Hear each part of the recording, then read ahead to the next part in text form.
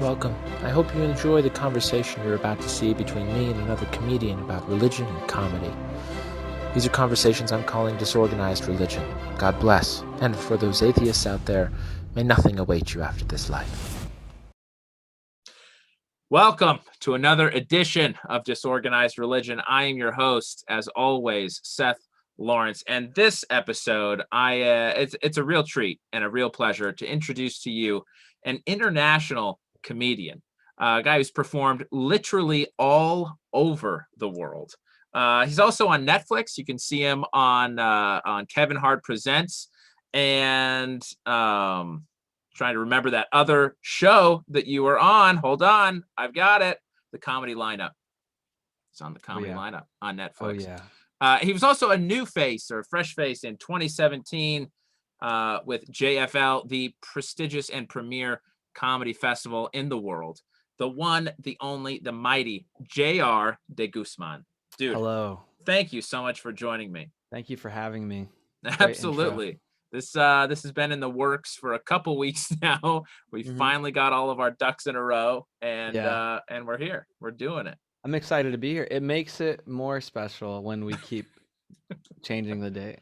Yeah, right. Just for us. I mean, none of the viewers or listeners will have any idea of the background what we're talking about. Like, no, I don't.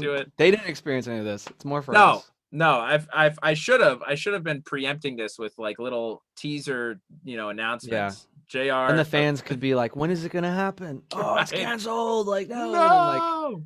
Like, is it really gonna happen? Then it happens. Right. And now crowds they've just been waiting since yesterday at 4 p.m. They lined up outside their own homes to listen to it. I could see it. Dude, what has been going on for you recently? Anything exciting? Anything you need to get off your chest? Well, to get present, like, updating, like, very present in the moment. Well, first of all, I got this matcha latte that's like the best matcha latte I've ever tasted. Okay, so what is matcha? Matcha, it's like a green tea. Okay. And it allows me to make a cheesy joke every time I order it. And they're like, would you like some sweetener? I'm like, not so matcha. And does it get them every time? Every time they don't laugh. Every time. And I still do it. Yeah. I still do it every time. I think every stand-up set, we should have a little joke just for us. Yeah, like that know for sure won't work, but you enjoyed writing it. Right. Well, I mean, even if it does or doesn't, but it's for you. It's for you as the performer to kind of be like, I don't care if it works or not, but this one's for me, guys. Bombing on stage has allowed me to have the freedom to, like, I don't care about bombing off stage now. Like, when I'm bombing off stage, I'm like, this doesn't hurt me. Yeah. So is it worse bombing in private, like on a date, let's say, or is it worse bombing on a stage? Oh, man, that's hard. Actually, yeah, okay, I take back everything I just said. I'm a liar. Bombing on a date, yeah, that still hurts. Yeah, does it? That still hurts. What was your worst date bomb story? Let's put them both together. My worst date bomb was bombing at a show that was a first date. Oh, man. like an idiot. I think I was like 3 or 4 years in. And I was barking in a way, like I was going out promoting the show, flyering, that's a better way to say it. Sure. And this girl that I met at a Chili's. So the way that we would bark was, sure, random people, but going into a business where the person can't escape you, they have to be at their place of work. And I would go in and say, hey, we really love this Chili's and we want to support you guys by giving you guys like discount 2-for-1 tickets to a comedy show. And, I think that'd be great. So this girl that I met there, I thought she was cute. And like we kind of had some good banter and just like, oh, I could tell you're a comedian because you're just so charming. I was like, I think I got a shot. It's like, well, nice. Come to the show. And she came to the show and brought a friend. Yeah. And I bombed so hard. I invited her to a show that I was hosting. First of all, big mistake. That's tough. Because no one even sees you as a comic on the show. Right. Even though you totally are. No, you are right, but you have a different job. Like your job as a host is not to murder the room. No, and it's a pretty hard job to murder the room as a host. But some people are so good at it, and it's very impressive. Like they just warm up the crowd, and the crowd almost like misses them when they leave. Like, oh, that guy was good. Right, but don't you is there part, I don't know. I've heard there are hundreds of different theories on stand-up, hundreds of different theories on how to host properly. One theory that I've heard is that if you host and you're like the best one on the show, you have failed as a host. You actually That's did not do your interesting. job. That's interesting. Yeah. I can see that. I can see that. Like, well, like you said, there's many philosophies. I guess in going with that one, it's like your job was to set up the other comics, specifically the headliner. And so Right. if you're taking away the show, it's not really about you. But I do know that I think the UK style, it's like the two, let's say like most paid or like most respected spots are hosting and headlining Yeah. instead of like feature and headliner. Right. Because the host I think comes back like they have an intermission and I think the host does a set before and after intermission and then it's the headliner Ah, okay. because it's their job to really like if any of the other comics suck, it's their job to like be the glue of the show. So Right. I guess it just Right. depends. Yeah. Yeah, I mean, the host it is a very fine line because you need to be likable. You need to get the crowd on your side and ready for comedy. Yeah. And that doesn't mean that you go up and necessarily have to bomb as a host. Yeah. But Yeah. it's not like you come off there being like, man, I'm going to push some merch tonight, guys. Oh yeah. If you're pushing merch as a host, you're totally an asshole. It's like what? Yeah. Right. Right. But there is that fine line where you want to be liked, you want them laughing, but you don't want them necessarily to be like, well, I can't wait for that guy to come back, you know? And I don't know how you do that because I thought about like it before where it's like, do you, let's say you're like, do you purposely tone it down or is it like you purposefully, I don't know, like keep bringing up the headline? You know what I mean? I think there's some people Right. who know how to do that better. Yeah, sure. I mean, I think it's all of it is just practice, you know? Yeah. Um, Well, so yeah. yeah, go ahead. Well, I was gonna say to cap off that story, that girl and I, Oh it was yeah. funny because we were like kind of hanging out before that date. Like I think I hung out with her for like a lunch or something. Uh-huh. After that show, this is where I realized bombing in front of a person is just such a big like their impression of you, their first impression of you is so important. Right. Because I bombed, and then it was just so different after that. Like I would text like, "Oh, do you want to go to the river and hang out?" Or like, I'm like kind of busy and Oh like, no. and then like, or it's like where we used to hang out alone. It was like, "Oh yeah, like can my sister come?" And I'm like, "Why? Why does your Yeah. sister need to be there?" Yeah, Interesting. And his sister was older or younger? I think older. Okay. So Yeah. like a chaperone almost. Exactly. Yeah, just make sure like after seeing how many people don't like you when you're on stage, like I Right. think I need to make sure that you're normal and I have a Right. protector. Oh, that's so brutal. And as a host, it's not, yeah, I don't know. Sometimes you bomb. I don't like you can definitely bomb as a host, but if the rest of the show, and this is what I think lay Mhm. people don't quite understand, is if the rest of the show was good, was the rest of the show good that you hosted? Oh, that's interesting. Oh, that show? Yeah. Yeah, I don't even think that happened. All right. Well, maybe you did bomb. I was gonna try to I throw you a little no. lifeline. No one else No, I knows what appreciate happened. it, but no, the rest of the show was bad too, and it wasn't like a full show, so it's now Yeah. you just look like a guy who like doesn't do this. Do you know if Uh, that makes sense? yeah, or You know? doesn't do it incredibly well, which is, Yeah, which might have been true for that time. You I know? mean, 4 years in, everyone I think considers all of us who are like, I'm about 4 years in right now. Yeah. I hope people still Well, consider you me seem to be new. doing pretty well for 4 years in. You know? Well, thank you. Thank you. But You're not they say hosting like 7 to Chili's. 10, right? Like when you really start kind of hitting it, I guess. Sure. So, Yeah, like pacing wise. Okay, so I have a question for you. Because yeah. like pacing wise, do you have benchmarks of like where you want to be at certain points? And then is Mm. that based off of certain careers that you're like emulating in a way? Is that how you work at all? Uh, I mean, I've definitely been goal oriented, right? You can tell Oh yeah, look at my these degrees. repertoire behind me. So I was a lawyer in a past life, and I'm now stay-at-home dad slash stand-up. Dude, I love that so Um, much. Everything about that. it's Seriously. so great. It's been Really, from great. my heart. Yeah, yeah. Thank you. Yeah, it's what happens when you marry up, you know? Um, Nice.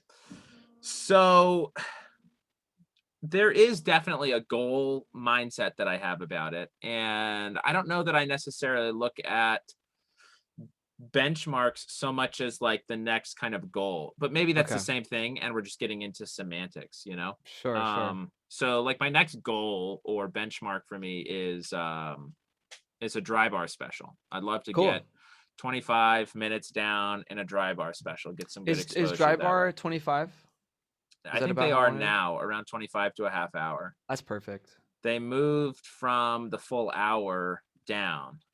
I think that's smart in Yeah, my opinion, but it's yeah. always changing. So yeah. Yeah, it is. I think they saw this more kind of consumption culture happening in short bursts. Mm-hmm. So they thought, why compete with the Netflix and others that are putting out full hours Yeah. and just do kind of a Comedy Central special It's a format, smart you know? business thing. It's like rather than trying to compete, it's just set your own market. Yeah, Be the best at this niche. right. Well, and you're hitting, twice as many people, right? Say you have a budget to do, certain number of comics at an hour. Mm-hmm. Uh, Theoretically, I think you double that by shortening the special, you know? Yeah, I know. So, And I ask a lot of people now, are they watching the full hours? Like not even comics, but are you watching the full hour? Is that a thing? And is that how people are digesting and finding comedy now? I don't know that it is. yeah. I So don't what know. is your experience? I mean, have people in your polling career, are you finding that Mhm. people are watching a full hour or what are they doing? Well, someone that I was talking to recently, I was most people were saying no, and Uh-huh. then like they'll find them off of clips, Yeah, which is just the opposite of an hour special. right. I'll see like a 30-second clip and like, oh, I love this person Right. after watching what 2 minutes of their entire like 4 30-second clips, two Yeah. minutes of what their content is. So, that changed a lot for me philosophy wise, Mm, as far as like, is the hour special still what I'm aiming for? It is mhm. classically, but I don't know. But so yeah, so I don't know. But then this girl I was talking to recently said that she does watch them and and like she'll put them on while she's like cleaning or something like in the background. So Sure, which is exactly how we want to be yeah, consumed. yeah. When I'm performing, recording the hour special that I've worked years on, Yeah, and maybe I put some of my own money or like a production company is really banking on me. It's right. to make sure that somebody has something to just like tune out to. It's white Right. noise. Like they could choose my special Ah, or just like rain, the sound of yeah. rain. Yeah, exactly. I mean, what's the difference, you know? Uh Yeah, there's no difference. Unbelievable. Yeah, that's so it's true though. The other Yeah. aspect of this clip kind of culture that YouTube has really inspired Mhm. is you'll get snippets that don't, and I think you sort of alluded to this, but it doesn't give you the full picture of the comic. So Sure. to really put this into perspective, you think about watching a Bill Burr on like a late night, Yeah. where he's doing his late night set, which has to be clean Clean. Yep. ish for Yep. TV. And then he's in an interview setting, which is great. But, most of the time it's just the host setting Bill up for a It's joke. like alley-oop bits. Yeah, right. I'm not saying Bill Burr is not talented. I'm just saying that That's in exactly what that's, you're saying on here. And I want the record to show that Seth is disrespecting Bill and there's a oh, beef and it started here. man. If I'll tell you what, if I were important enough for that to matter, I would love that already, Hey My man, you're point is special. though that people watch Bill Burr, like my father-in-law watched Bill Burr in that scenario and was Mhm. like, "Oh, I love him," and then watched a special and was shocked that it was Really so different, interesting. Hmm. And I think we've seen this not just with like personal people, but you look at the White House Correspondents' Dinner when they invite Michelle Wolf, and they're like, Yeah. "Oh, what was this?" And then they Mhm. get Bill Burr on Saturday Night Live, and he Yeah. has a set that I think is phenomenal, Same. but in the room it didn't seem to play very well. So, It's that makes me wonder, like, right, there's the two ways because I was very, very clean for like most of when I started. And I think the last maybe 3 years, I sort of dived into just like whatever I want to talk about, I'll do. Sure. I mean, I don't know if, because as you saw, I think I did like just dirty songs when I came on. Yeah. But the thing I did for Netflix was clean. The thing I did for Comedy Central was clean. And I had Yeah. a philosophy to it too. I was like, if this is the first thing that a bigger audience will see, I want it to reach a more general audience. Yeah. And because even back then I had dirty stuff in my act. But we're kind of like what you were mentioning with like Bill Burr being on SNL or Michelle Wolf being on there, and then like you're getting like that is them, Yeah. but they booked them maybe seeing another context of them. I wonder, like, is the philosophy for me or anyone else to be able to adapt to a bunch of different things, or is Mm, it to just be 100% you and be booked for that and have people know you really well? Like let's say like Tim Dillon or Andrew Schultz, because people know them in a long form platform like right. a podcast, Sure. and so they kind of have an idea of their personality. When they book them, there's no surprises when they say that, and there's no reason to be like, I'm going to cancel them because they said this, Right. because that's like that's what they are. Yeah. Versus, I mean, this is so different, but like like Cosby shocked the world. Such a different example, but I can't Yes. think of another one off the top of my head of like that Of just was such a sheer bad example. sheer dishonesty from the get-go. Yeah, yeah. But you know what I mean? I should do something that's not sexual assault. I'm trying to think about anything that well Your examples were good. Maybe Shane Shane Gillis. Gillis, maybe Shane Yeah, Gillis to an extent, right? Where yeah, it's like yeah. he has his stand-up, which is not PC. Mhm. Um, but we tailor things for an audience pretty Yeah, frequently. And then yeah. he's on a podcast, which is free form and his own podcast. It'd be one thing if you were a guest, I think. Mhm. But when it's his own and it's a free form, just let's talk about whatever podcast. Yeah. Yeah. I mean, it's right. It's kind of tough. I mean, maybe another example is like Tony Hinchcliffe, or if Mm. you go to, which is like super recent and maybe even Mhm. super inside. Yeah. But I don't know that. Yeah, maybe it is, maybe it's not. I'm not you sure. can even back up to like a Louis C.K., right? It's like Louis C.K.'s comedy was not ever wholesome. Mhm. Very talented comedian, prolific comedian, Mhm. but it's sort of like, oh, it comes out that he's masturbating in front of people, arguably with consent, Yeah. arguably, sort of a forced consent, I guess, in some ways. Mhm. Are you really surprised, though, given what he was joking about Mhm. for a decade? Sure. Well, I even don't or know. like in that one, yeah, it's funny because that one has a lot of like gray areas where it's like there was consent, but it's also the like invisible lines of like dominance or hierarchy. And so Right. that one's like, yeah, it's a weird one. I just to throw that in there, but I don't have like a super specific take on it. But Yeah. but another comic example is like not assault wise, but like Nikki Glazer. Yeah. She has like the long form stuff and Yeah. is very much like her on everything she's on, and is still able to do late night sets, Yeah. and it's like kind of edgy still, but she can adapt it. But it's pretty like edgy, even like going on Conan. I think she'll still talk about like her vagina or like anal and stuff. Right. And but you wouldn't. It wouldn't be like if she hosted SNL and said that stuff. It'd be like a shock. Yeah. You know what I mean? Yeah. So I don't know. For me, I think the goal is to get somewhere closer to that where it's just authentic everywhere. Uh-huh. But as far as putting that into action, that's hard because it's like I still do want to try to work everywhere. You Right. know what I mean? Like I Yeah. don't want to be like, yeah, I don't give a fuck about anything. It's like, no, I give a lot of fucks. I care. Right. Right. Well, I want to let's delve into that a little bit because I am still dealing with this kind of Hmm. because I work clean. I don't know that I That's work great. PC, but and clean is one of those words in comedy that can mean 100 different things. Yeah.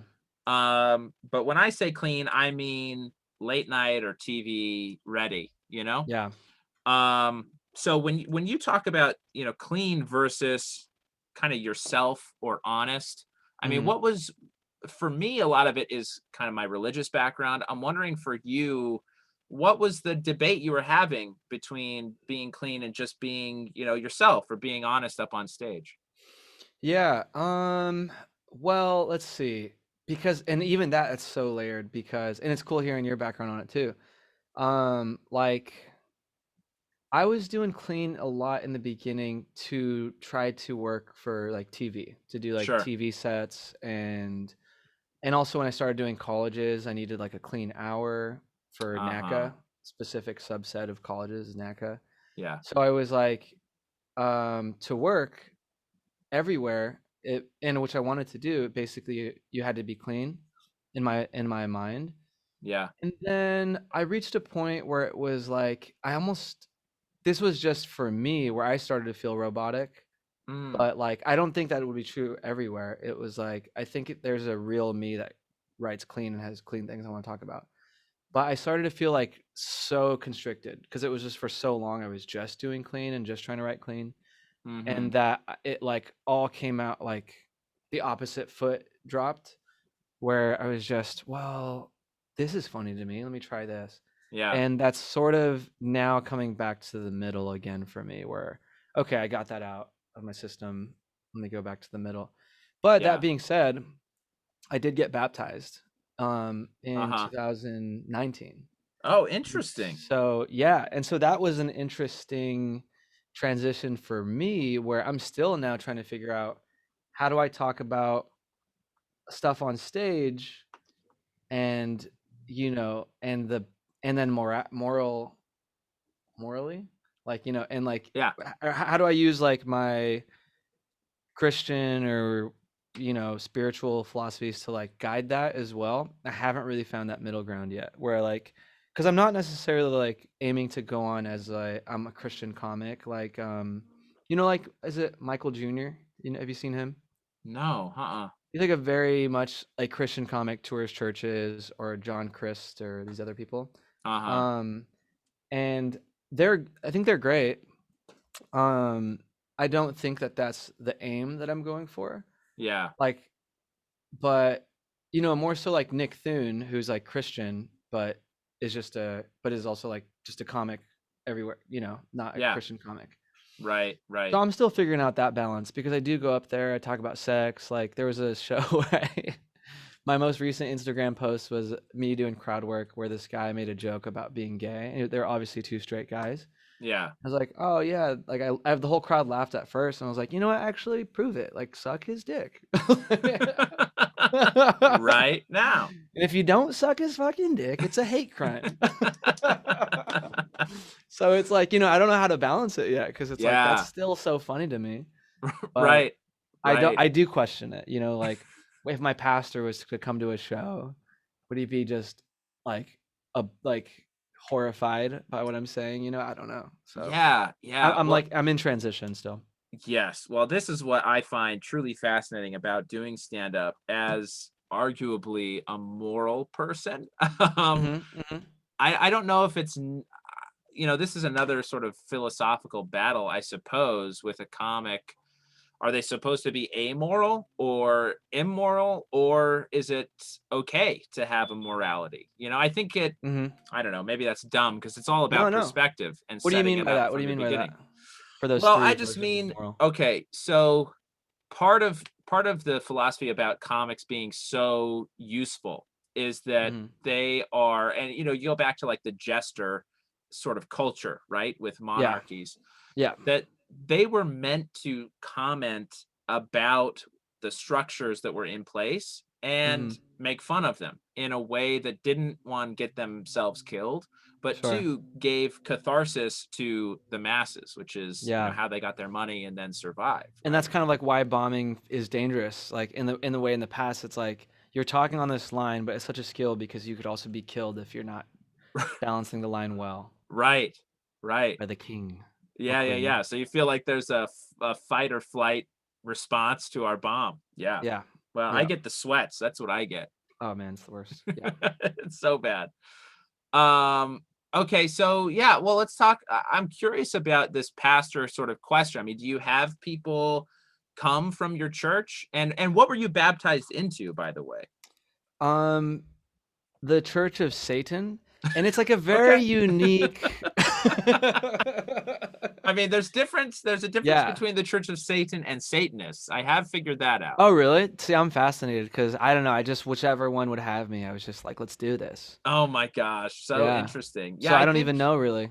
well, my understanding, I might be wrong. So Yeah. people who listen, write in to the disorganized religion podcast at gmail.com I am and interested. Yeah. correct me. But I think that the Church of Satan actually was this church that sort of started up in LA Hmm. with the idea of just let's be good to people, just it's more of a humanist idea. I think I've heard that. It's like whatever you are. It's like this place of like almost outcasts, but like everybody is welcome. A right, real hard way to do that. Yeah, I've heard that. I think I right, saw that on like a TV show and was like, oh, that's kind of enlightening. right. Super different than what I would have thought it would have been about. And then Like they're you not have Satan worshippers. right. They're not worshipers of evil. They're worshipers sort of the rejection of hierarchy, rejection Hmm. of almost the alienation that happens when you believe in a deity, right? Yeah, that's interesting. I guess the imperfections in a religious organization. That's sort of what they were against. And so they Hmm. started this more humanist and named it the Church of Satan, which, I mean, what a dumb idea. But anyways, Sure, I think it's like I get it because they're trying to. It's a. I don't know that this is their intention, but it's a very eye-catching name right, for people who've maybe been like um not excommunicated or exiled, but like had just very bad experiences where they're like spiritual hierarchy, which is sure. unfortunately very common and turns people away from spirituality. Yeah, But like so it has this like almost sacrilegious feel to it that's kind of cool. And right. but then you go in and find out, oh, it's more than just the eye-catching thing. It's like all the TV shows on HBO that the first 5 minutes there's a sex scene and there's nudity. And then later on you find out, oh, I like the story. Uh-huh. It's a Sure. good story. I'll take your word for it. But yeah, I think it's something, probably something similar to that, where it is substantive. There is a substance to it that Yeah. does have a morality to it. Yeah. Then you have Satanists, which are truly just Satan worshippers. worshipers of evil, right? Like Mm. they delight in, I guess, torture or, That blows my mind. whatever. Like I get that exists, and I've met people with like personality disorders who start to fall into that for other mental health reasons or maybe Hmm. trauma. But I wonder where does that come from? I guess that's like a deeper question of inherent good and evil. Yeah, I think so. I think there's also a very tempting aspect of overcoming self Mm. through pain, right? Mm. Like it's just a very visual and visceral what a faith structure, I suppose, right? A Mm. visceral or Yeah, visual way to overcome it sure. through self-flagellation or whatever it is. Yeah, it's like still it's almost like any feeling is like you just want to it's like high stimulation. Right. Same thing we get from extreme pleasure or extreme pain. It's like just processed as like the same thing. Yeah. Hmm, Yeah. that's interesting. So what But was your conversion process like to the Church of Satan? so yeah, so I mean, it was it's so much more. It sounds like it's gonna be intense, but it's just so much more technical. There's a lot of red tape, a lot of paperwork. Sure. And it would have to Um, be red. yeah, it'd have to be red paperwork. That was the unique thing of them. Yeah, yeah, But yeah. just paper like social security number stuff, kind of like what's your tax bracket, how much can you donate? Right. Um, So wait, did you join the Satanist church, the Church of Satan, or the Scientology church? Which one did you? yeah, I don't. They're so confusingly similar. I want to Which get one were you actually attacked. baptized into? It was a blur, man. It was a blur. It happened Really? so fast. Next thing you know, I'm in it, and I got 6 guys under me, and I have to have them sell products to 6 guys under them. It's hard to explain. It's like this pyramid thing, Sure. Yeah, Yeah. yeah. But you could get infinity money at the end if they're all That's what selling. I was sold. Right. That's what I was told by we call them mentors. My mentor, my business mentor. Yeah, It's yeah, yeah, weirdly yeah. infused church and business in this. Well, there's no better way to do it than Yeah. mixing money and faith. It's some kind of scheme. I don't know if there's a word for it, but it's like this pyramid structure, Huh. and it's like a scheme thing. Yeah, yeah, yeah. Like people who get into it pay for those who come into it later, kind of a thing. Exactly. Gotcha. Yeah. So it Kind of a really could unique structure. work. It could work as long as people keep joining. Exactly that. So I really Yeah. believe in it, and it's done a lot for me. That's What's great.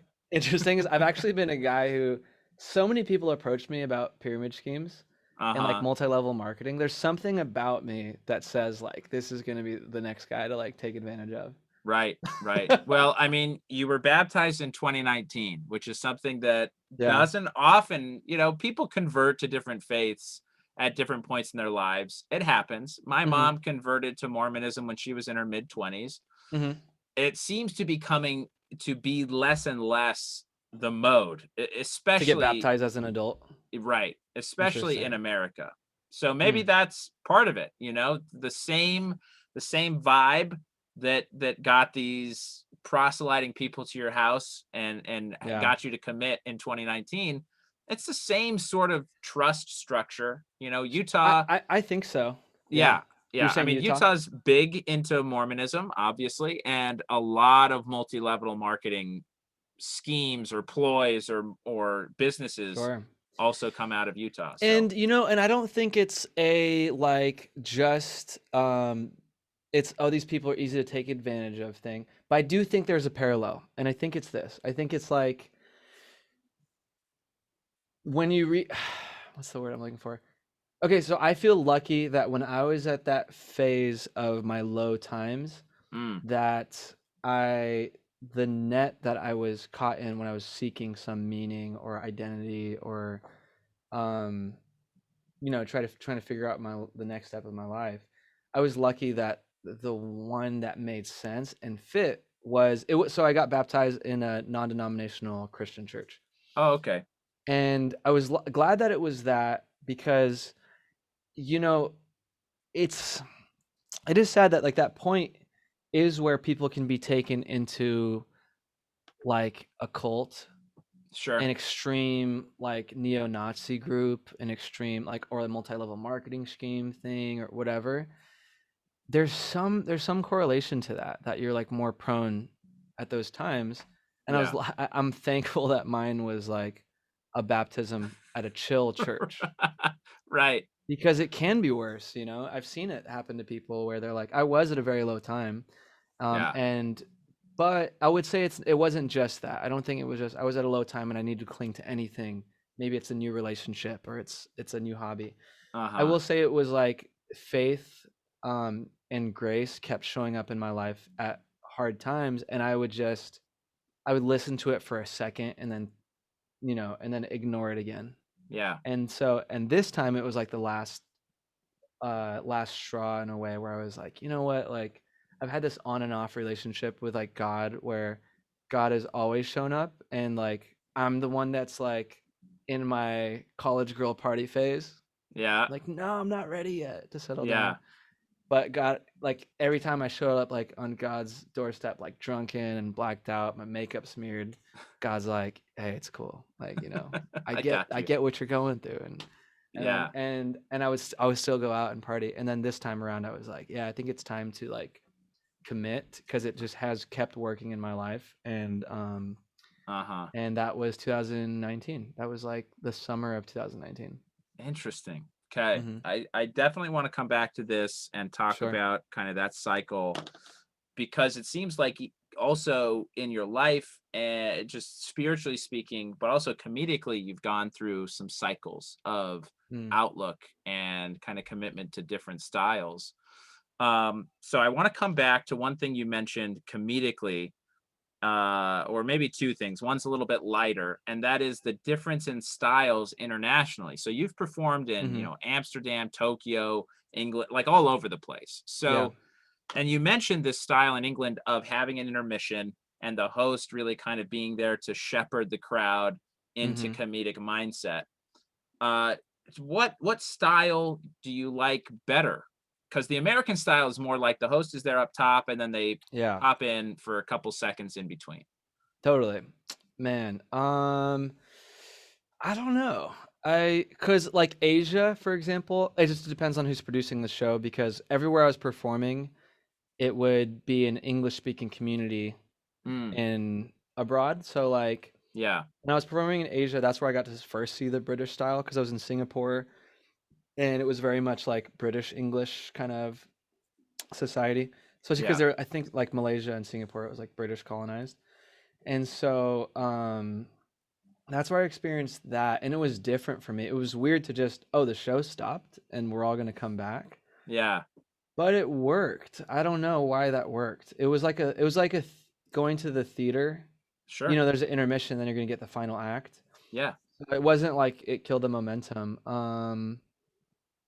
Maybe, that's a tough one. I don't know. Maybe I like that better because there are times, sometimes headlining a club in America where it feels like by the time you go on, it has been a long time already, Yeah. and they need a little bit of a break instead of Yeah. just going straight into it. But I'm not really sure. I'm not sure that I actually really have a preference. They've both been fine.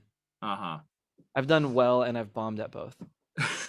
So So, there's not a clear winner yeah. for you. I think the one that I like the most will be the one that I'm the most successful at the end of the Right. day. Well, Like fair that enough. one's better. Yeah. Yeah, yeah, yeah. Oh my gosh.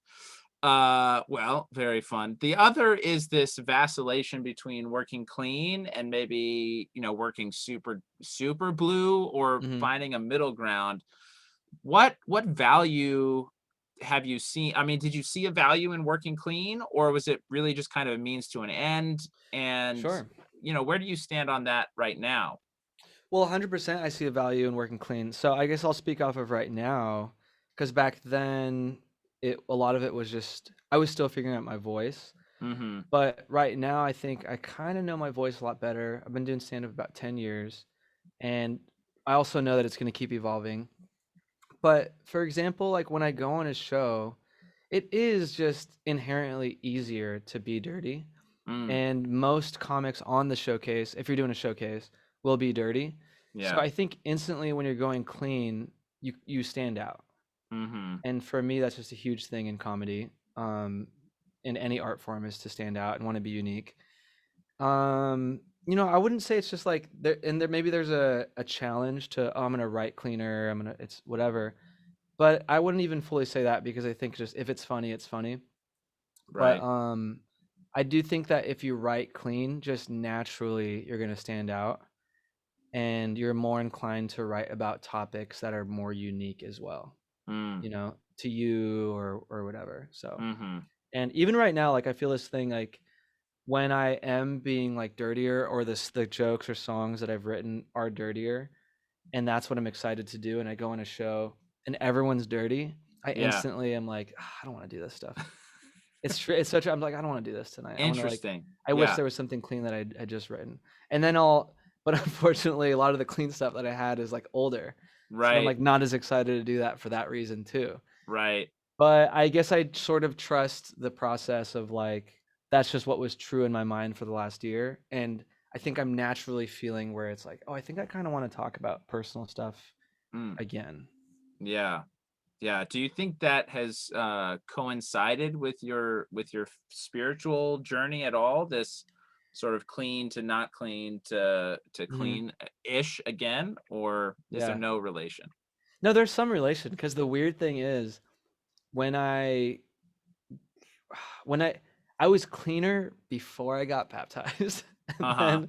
then I got really dirty like around that time that I got baptized. It was Uh-huh. like the best way I can describe it is like I don't think it had to do with church or my faith, but it was I started to part of the low point right before I got baptized was like maybe identity crisis. Like I just didn't really wasn't really sure who I was, like what I was Mm, doing or what my voice was in all aspects of my life, not just comedy. yeah. And so when I did get baptized, like that's like commitment. That's like a choice to go a certain direction. And I started being more clear for myself of like making choices that were from me Yeah. instead of just being reactive. And that was a choice. And so at that same time, I made a very like before that even too, I was being reactive with writing clean. I was just writing clean because I had another like I had a TV set I was striving for or an album I was Gotcha. striving. So this I was like, I don't want to be reactive. So I think I consciously want to write this song, Asian Guys Can Smash. Right. Conservative in the streets, liberal in the sheets. This is funny to me. Right. And then now like I think that was very true and authentic for that time. And I don't know what's going to be next, to be honest, but I feel like I'm stepping into a new cycle of writing and perspective right now. Yeah. Well, very exciting. So now, okay, I want to talk since you've alluded more to the spirituality side of it, Hmm. and kind of what was going on for you. I think that that crisis of identity is particularly huge for comics because it's so much of what we bring to the stage is an identity. Um, And what I want to ask you is regarding this identity. I mean, how did you find, you said you feel like you're kind of finding your voice now, your identity now. Mhm. What steps have you taken, or what has been that journey of self-discovery for you? Sure. Yeah, like, I just hit 10 years and I turned 30. I'm now 31. But those Yeah. two things were all there's so many like big transitions happening around the same time that I started to feel like I'm finally finding my voice. Mm. It's crazy that it took 10 years to even feel that. It's so wild to me because like I really did feel it though. I was like, oh, I think I kind Interesting. of know who I am on stage now, and I know that's Yeah. going to evolve, but I have a better idea of like what I'm bringing to the stage.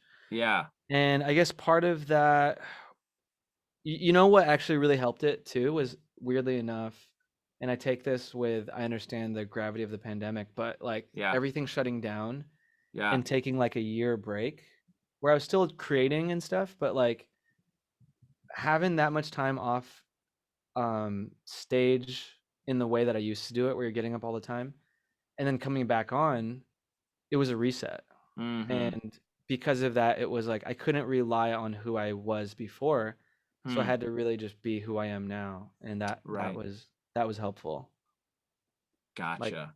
there's a pinpoint time, like when I was in Minneapolis, doing a show at Acme in February, not even that long ago. I Mm-hmm. remember thinking like, wow, I kind of just fell in love with stand up again after this weekend of shows.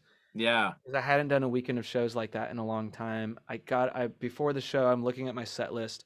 I hate all of it. Uh-huh. I'm like, this isn't me anymore. And I was stressing because like, what am I gonna do then? I don't want to do an Yeah. hour that I just hate, and I'm like lying to the crowd with like a fake smile. Right. So I wrote on top of my set list, I wrote, enjoy it. Like, first Yeah. and foremost, that's what I want to do. Enjoy it. These words don't even matter. Just Yeah. enjoy it and like and let that be what the crowd feels. And I think some magic happened that night and that weekend. It felt Interesting. really good. Yeah. So did you do the set list you had prepared, or did you more It was improvise? a lot of improvisation. Yeah. Yeah. How do you say that? Improvisation? Improvisation. It sounds more theatrical. Improvisation. It's probably your international comedic Yeah, yeah. Well, repertoire, I've been to Amsterdam and experience. Asia, Right. so I say improvisation. Right. There it is. That's the problem. You got to get back to the good old US of A, JR, and just say Yeah. words correctly. Okay. Um, yeah, interesting. Well, yeah, I think the pandemic has been obviously a very terrible year Mhm. and a lot of very negative things, but I guess for those of us who survived, Yeah, it has been a true blessing for some of us. I think that have sure. used it in that way to really find out, like, what do we want? What do we perspective? It's been a Yeah, perspective check. yeah. That's a good way to Uh, put it. I love your comedy. I had not really been that familiar with it until you and I met at the Nightcap, which is a Mhm. fantastic venue in Burbank. Yeah, that was fun. Um, so it's guys like you and Morgan J. I always am curious, do you feel a stigma from other comics because you go up there with a set of talents all your own? I feel like Dimitri Martin also must get some of this, which is, Mhm. are you a musical comic? Are you a prop comic? Are you just a comic? What kind of vibe do you get from the rest of the comedic world? Well, that's a really good question. And thrown in Morgan J. I love him. Shout out to Yeah. Morgan.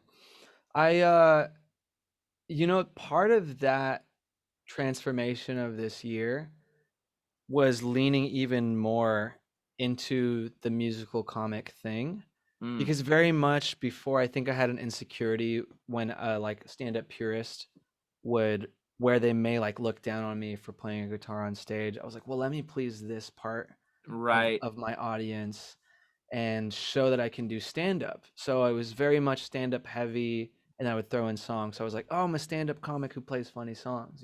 Yeah. And then I was like, why? Why am I doing that? It's like, why care? So it's like Sure. and I was almost envious then when I would see like Flight of the Conchords are just, they don't give it. They don't care. They're Yeah. leaning into like, we're musical comedians and we banter in between, then we do that. If we Right. banter and it's not really getting a laugh, that's okay. Yeah. Like, Yeah. and I mean, sometimes it's just like, everyone. a good song, yeah. Right. So I think I leaned into that more over the last year because partially too because I was spending so much time creatively just making comedy song Mm. videos online and Yeah. having fun with it and not feeling the pressure from the back of the room. Whereas before Mm-hmm. I was still like very tuned into the back of the room. And I think a lot of comics we want to be comics, you know? Right. And I very much wanted that. But now I think I started to lean into like, dude, I've been doing this 10 years. And it's funny how to say that feels so freeing. You know what? I've been doing this 10 years. I'm going to just do whatever I want. Yeah. Right. You've And earned it. yeah, that was like a part of it was just like, I was like, I love music. And sometimes I almost think of myself as a musician first before comedy because it was like my Hmm. first love. I don't Right. think the world would say that, like, as far as what I've put out into the world, but like, I just love music so much. So I was like, why not lean into this? That makes me happy on stage. And I think the crowd gets something from they can feel your joy and happiness. So Yeah. um Yeah. now I would say it's easier for me to lean into the music comedy part of identity. Gotcha. Well, it's a great aspect of what you bring to the table in a lineup. So I'm glad. I'm glad that's where you've landed on it. Um, the other, I guess, so for people who don't know JR or about JR's history, he started as a, I mean, I guess started as a kid, but eventually was a Yeah. music teacher and then Hmm. got into stand up. And I'm curious why. Like, what was your, what was the like motivation for you to get into stand up other than just to get out of teaching music? Sure. Yeah, that's a good question. Like I was always a fan of stand up. So, music and comedy. Music was first, where I was like started out in church choir and then started taking some piano lessons and then started learning drums in the 8th grade. High Mm, school was very music filled. I was like in drumline, evening orchestra. I played like alto sax for band. I was like a big band nerd. uh-huh. And then I went back into choir like my junior and senior year. So I thought going into college I was like gonna be a musician. I was like, I want to be a rock star. That's what I want to Sure. do. I would Yeah. in my room, it was like an attic type room, upstairs room. I would turn off all the lights and turn on this one light that was like a stage light, and Yeah. sometimes like just play drums and pretend like I was like the backing of like some big band. Like, oh yeah. Sure. And then so that was just very much the dream. But comedy was always this thing. I had no idea how you even get into it. I just thought it was Mm, this magical thing. I would watch like Conan every night and like premium blend and watch comics and almost like start to talk in that form with my friends. Like, you ever mm, notice like girls like do this thing and like guys do this thing? Like, you don't know what it is, but you're kind of starting to right. do the joke structure. Right. And so it was like I loved it. And I always like thought it was cool and I just had so much admiration for comics. Mm-hmm. And then the transition from music into comedy was in college. Like, I think I wanted to try out like improv, and then I didn't get into the improv group of my college, which was so heartbreaking. Right. Well, first it Right. was I wanted to get into the acapella group, didn't get in. Yeah. It's like, oh man, like who am I Jeez. then? I thought this was gonna be my future. Right. And then I didn't get into the improv group. And then finally I would always play stand-up specials for my friends. And so they knew I loved stand-up. And my buddy was like, hey, there's a stand-up class at UC Davis. Huh. And so when I took that class is when I like started to see like an access point of how people did it. Yeah. And also I just got addicted to it at that point. I just was writing jokes like at 12 at night in the 24-hour library at UC Davis and everything. So Sure. Sure. got hooked. Gotcha. That's awesome. Also, I feel Okay. like I can't Yeah. tell because I drank so much caffeine this morning. If like a 1 minute answer is turning into like a 20-minute answer. No, no, this has been great. I hope others have enjoyed it as much as I have. It's been Okay, cool. very insightful. I've really appreciated the depth of your responses. And I want to keep that depth as we move into the more, I think, personal and Mm, interesting aspect of our lives, which is our spirituality, yeah, which I find fascinating in that, I grew up religious and we have a lot of parallels, JR. I yeah. also played alto saxophone in the band. I had this momentary thought that being a rock star would be amazing, but Mm-hmm. I never possessed the musical talent to do that. You fought So the law, and the law won. they did, and I became a lawyer. Actually, it Yeah. won that hard. Um, so did you grow up religious? Yeah. So, and I have so many questions about your spirituality too. I love these Yeah. conversations. It was a fitting day. I came from a lunch meeting with somebody from my church. Uh-huh. They're basically really trying to get like a donation for this like ministry they were doing, Oh, okay. and I did it. Oh, wow, good for you. Yeah, it's a multi-level marketing scheme, but That's it. So what's yeah, the return on your investment gonna be like? it depends on how many people I can get under me. So Right, how many people they yeah. save or Like how much whatever. money you make depends on how much money you want to make. Right. You gotta spend money to make money, and that is where you are. Yeah, but yeah, so I kind of had these conversations this morning, and now I have it with you. It's like I could talk about spirituality and faith all day. Right, yeah, Um, so could I, so could I. man, but I grew up in the Catholic Church. So Okay. my parents were Catholic. I was baptized Catholic, and kindergarten to my senior year in high school, Catholic school. Oh, wow, so you guys were going to mass every week? Every Friday and Sunday. Wow, So so guys were in it. You were practicing Catholics. deep in it, deep in it. Yeah. Okay. Yeah. So then what happens in between, senior year of college and 2019 Sure. So actually, senior year of high school is or senior when year of high school? that's when I Senior year of high school. graduated from a Catholic high school. And I don't know. I think it was some specific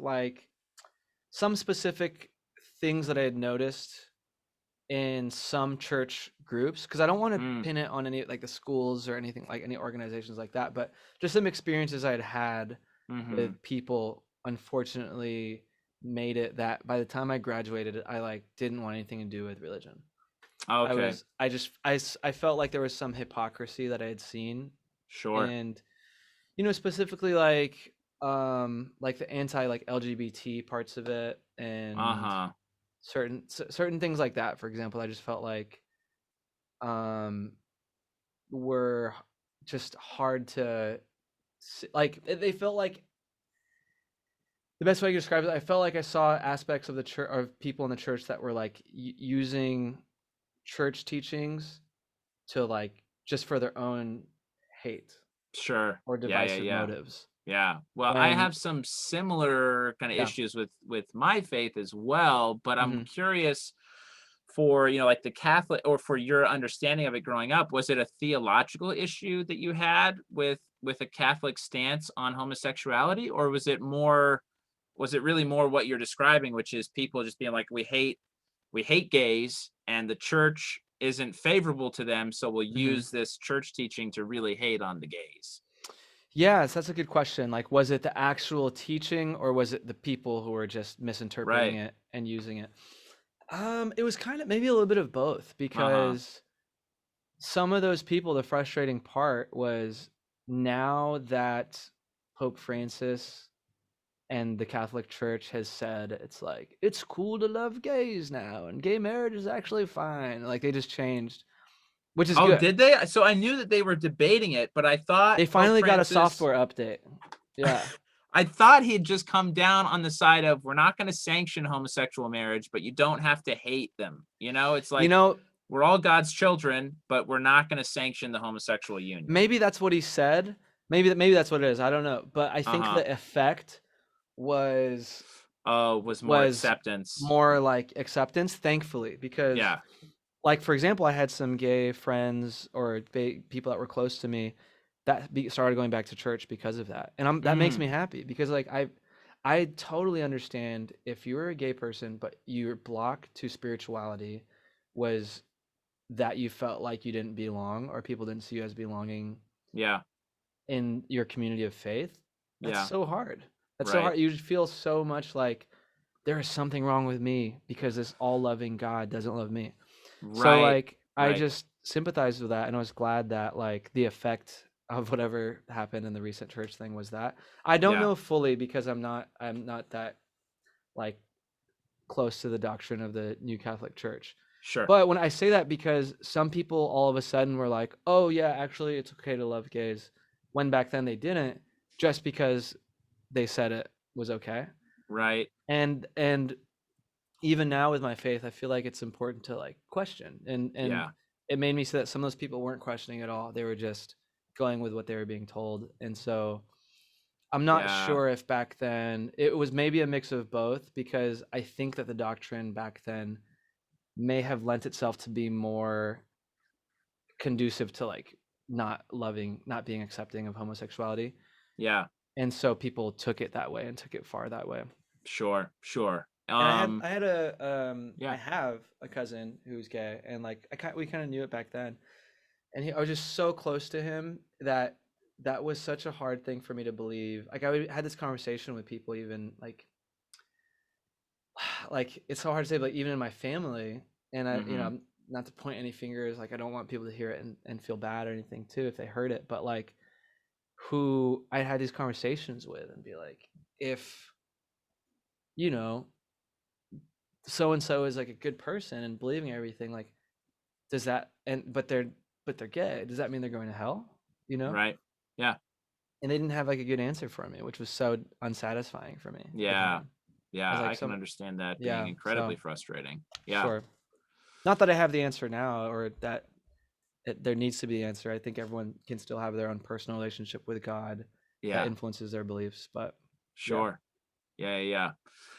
So did you feel ever a connection with God or with the deity as a Catholic growing up? Yeah, so I still felt like I separate religion and spirituality even now, and I still felt spirituality. I still felt some connection to like a higher power. Yeah. At that time, and like the way that I prayed in high school was very much I would go on a walk and talk to God. And so I would feel it there for sure. Yeah. And like the religious practices of the Catholic Church that I do give credit to is they're kind of like traditional and like meditative in a way. There's like a lot of repetition. So when you think of other forms of meditation where you're chanting or something, it gets you out of like your left brain into this very like right brain meditative state. I can see that within the Catholic Church, why repetition and tradition is important. So that would do it for me in a way that I didn't even understand as a kid. Like I could see the value in it, and I learned a lot of like great values from Catholicism and Catholic Church too. Yeah.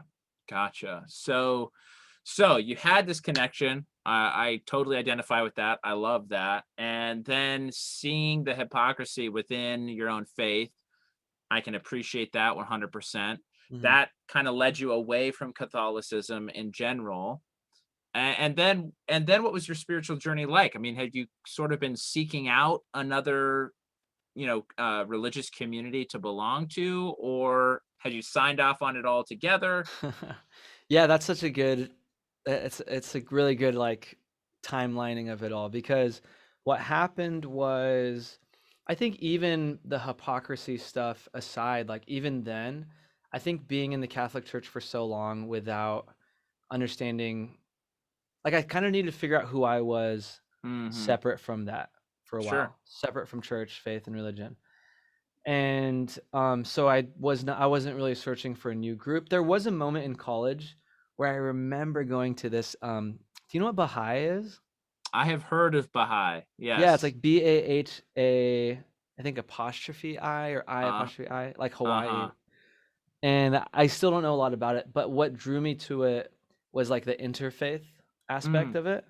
Because I think even still now, I like the idea of just like multiple ways of reaching the same thing. Yeah. And so I went to like a few Baha'i things because it was literally just like a hippie jam session when I was in college. The one that I went to, I was like, I think this is what I am. This is it, baby. This is it. Yeah. And because I remember somebody asked me to come in to their service. Yeah. And was just like, can you play a song for us? I was like, I don't really know any like worship music on the guitar. Yeah. Like, just play a Stevie Wonder song. I'm like, and that's okay? Like, yeah. Like, okay. Of course. Even though he was blind, is that okay? Yeah. Are you sure? So everything was just like, okay. And so I thought that one was cool for a little bit, but I just wasn't. I did gospel choir in college and Mm-hmm. stuff that was like I still very much liked the people. Like for example, I had Gotcha. some LDS or like Mormon neighbors, Yeah. and the people that I would meet or like some of my students were always so cool. And I Yeah. always vibed with people who had some sense of spirituality. Mm-hmm. And but at that time I wasn't seeking spirituality. So Sure. there was something where it was like those communities were always so great. I just wasn't ready to really commit and be a part of it. Yeah. But so no, I wasn't really actively seeking it in college, and yet I would still hang out with a lot of people who were in Sure. it. Like a lot Sure. of the girls that I would date in college were Jewish. Oh, nice. Yeah, and like Yeah. practicing, like religiously Jewish. Yeah, like this Yeah. one girl I like fell in love with like moved to Israel Mm. to like be part of Israel. You know what I mean? Yeah. Like when Yeah. I was in college, and it was like a big thing. I Wow. remember I was like, Why you leave me why are for you your leaving? people? Yeah, why are you leaving for this belief that is so strong in your heart? Right. I'm more important Oh than that. man. Yeah. Okay, so then what changed? What changed for you come 2019? What made it so you were ready to commit to one sort Yeah. of community? Well, let's see. So that was a journey. I would say it was like the entire journey of like 2008 to 2019. Mm, There was a lot of, you know, I feel like without faith, I hesitate to say that because of people who might listen to this and are just still don't have faith. Like I'm not judging them.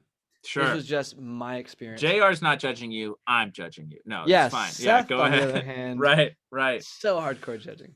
Yeah. Um, like for me, I looking back on it, and I didn't think this at the time, but I felt like I was like a chicken running around without his head, Uh-huh. where I just was really just seeking depth in anything. So like partying, alcohol, drugs, Yeah. sex, whatever you'd name it, to the max, or like where certain things would like fill me temporarily. Such a like a very like Christian spiritual way to talk, but it's like Right, right. I always like to speak of these things in like a layman's term, like not a specific religion, because it just seems like more relatable. But Yeah, like I guess it's just they wouldn't film it. Like I would just keep reaching points of temporary happiness or temporary peace, temporary joy yeah. without a direction, and I would reach all these dark times in those pursuits Mm-hmm. where it's just like end up short, end up with nothing. Like um you know, and like in all of those low times, like something spiritual is what would kind of like bring me peace again. Hmm. And like so for example, it's funny, I just told this story this morning for that guy that wanted a donation. Good guy, I'm no problem to him. Yeah, But he that's was like great. Well, I'm asking, not even gonna ask you for money at the end of this. that's So, the best part of everything. right, You're just doing it exactly. to learn. That's it, But baby. like three very specific instances I can think of is one, like I was just broke doing comedy on the road, and I was in Idaho, and I'm sleeping in Yeah. my car because between shows they're not putting you up, and I'm driving everywhere. I came back after this trip losing money, in fact. Oh, yeah. But I had stocked up my car with blankets, a little sleeping pad. I had a little like IKEA plastic drawer full of I would call instant foods, where I would just Mm, go to a gas station and get hot water, and I had a meal. yeah. And I was sleeping in my car, it's freezing. I didn't think about that, like, oh, cars don't have house insulation. So I'm Right. sleeping in my Right. car downtown, and it's like a movie. Like I hear music and like joy and like laughter. And I'm Yeah. like, what is that sound? I'm like cold shivering in my car. And I look outside, and there's like a light, like this warm light coming out of this building, Yeah. and it's dark everywhere else, you know? I'm like, what Sure. is that? So I get out of my car and like, let me go check this out. And there's like food and like singing, and they have hot cider. It's like an inn in like Lord of the Rings or like the 1600s, you know? Come in, Yes. weary traveler, we have hot Right. cider, and yeah, like elk's Right. elk soup. And so I come in and just have just like the best time. I'm so like uplifted and refilled. before I even find out at the end that, like, oh, it's like a worship night, and then they start talking about God and praying, Yeah. and I'm like bamboozled again. Unbelievable. The nerve you have to just give me soup, conversation, and human connection. Right. You tricked me. Oh And my gosh. That's the best way. That's the Christian way. Get it's the you in with Christian one way. thing, keep you with another. Exactly. You're listening to a song. You're like, yeah, this is Yeah, great. dude. And then you're tricked and you're like, wait, what is this chorus saying? Praise? Yeah. I'm not- God, you are my everything. Like, what? What? In verse 1, you were just singing about your hardships. Thought this was Leonard Skinner. What has happened to this Yeah. song? Yeah. So and the people were just so nice. There was just such a sense of community, and and then they became my friends. Like, people were showing me around Yeah. Boise until I finally had my show.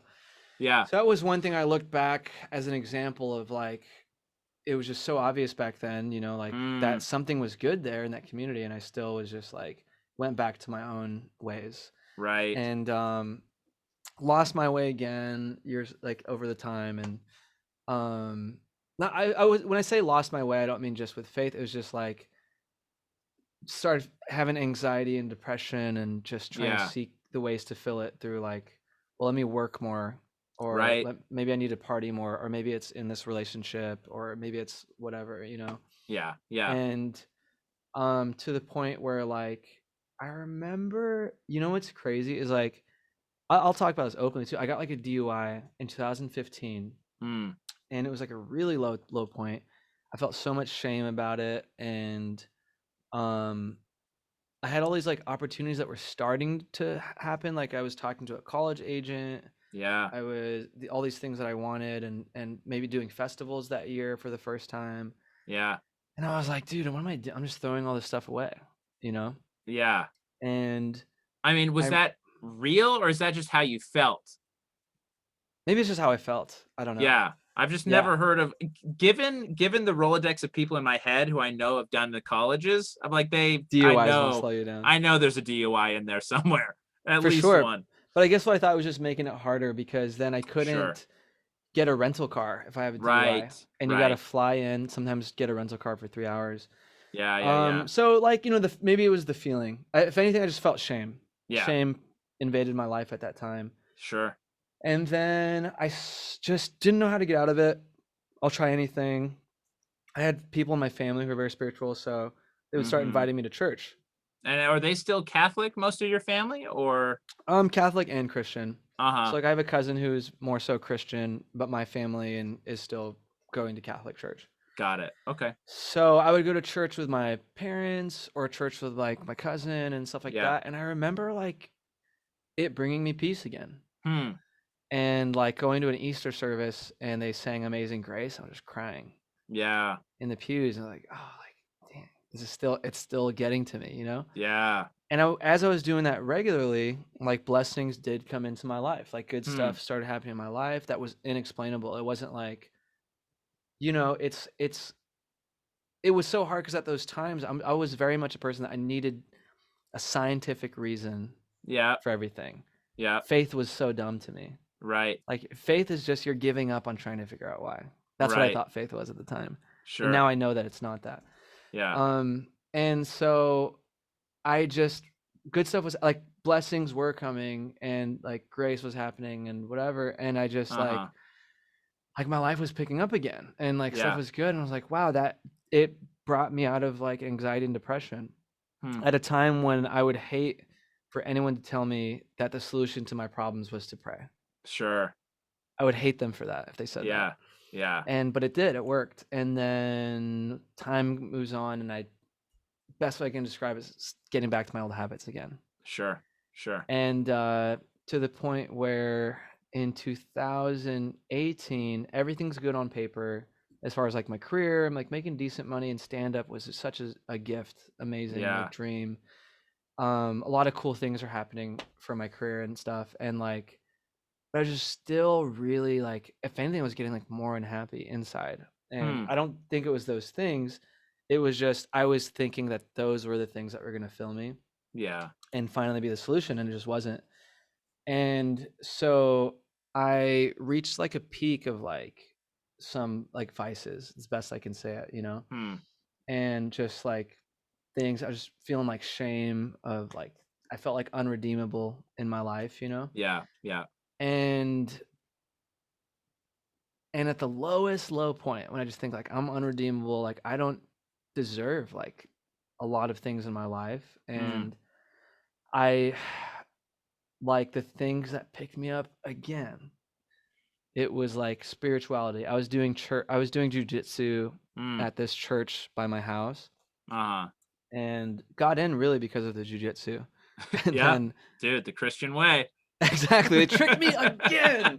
Ah! You can defend yourself physically, and if you stay long enough, spiritually. Yeah, why don't you just come on to this barbecue after your jujitsu thing? Like, where is Right. that? Oh, the barbecue is a service? You get free barbecue at the church service? Gosh, darn it. Yeah, Yep, we got to sit through the whole talk. Got to sing a couple songs, and then yeah, you can have your Christianity is really sides. just one big timeshare meeting at the Yeah, end. yeah, the timeshare pitch with the Yeah. payoff, the dessert, the brownies waiting for you. And you think about it, they would get rid of that timeshare format if it didn't work. I But it know. works on people. Of course. It got So- schmucks like us. Got a schmuck like Exactly. you. Yeah. They tricked me, man. They tricked Right. me. And I'm thankful in a weird way because it's like I said, it was at a low point, but Yeah. it worked. It Yeah. worked and kept working every time I ran away from it. I was like actively running away from it and Interesting. kept getting pulled into it. Yeah. And it's like this thing it was like something that I would never be able to give to myself. So this like, but for my own good kept happening. Yeah. And best way I can describe that is just like grace, Sure. Every time I felt irredeemable, grace kept showing up in my life. And so I was in my lowest low, end of 2018. I actually also like kind of got like stopped drinking like around that time. I just never know how to talk about it because some people stopped are having like, fun altogether. stop having fun. No more hanging out. just straight It's not ways. even no drinking. It's just anything that I enjoy. Right. I stopped. got rid of all my Nintendo systems. I got rid of the right. Right. No, I know Somebody what you mean. I know what you mean. Yeah.